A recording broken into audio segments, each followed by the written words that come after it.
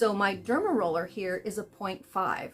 Now I do have a micro needling machine too, but that one you have little tips on the end, and then you throw those away when you're done using per use, and you can dial that up as high as you want. I think it goes up to 1.5, but I would definitely start, if you do the micro needling, I would start with 0.5.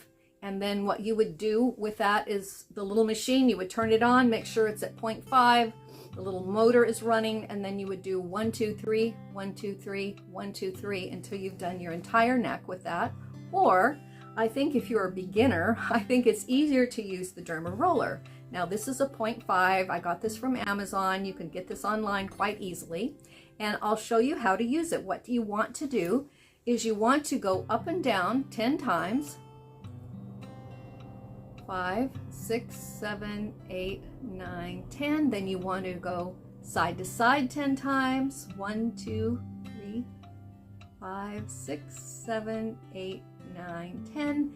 And then you want to do diagonally 10 times. 1, 2, 3, 4, 5, 6, 7, 8, 9, 10. And then diagonally the other way. 1, 2, 3, 4, 5, 6, 7, 8, 9, 10. So you want to continue to do your entire neck, and then diagonally up and down and side to side until you've covered your entire neck. And when you do this, you want to make sure that you are using hyaluronic acid, because this will make your skin plump up. Like I said before, it will hold up to 1,000 times its weight in moisture from the air, and so hyaluronic acid will be amazing. You can use that, and then when you're done with your treatment, you want to treat your neck with more hyaluronic acid.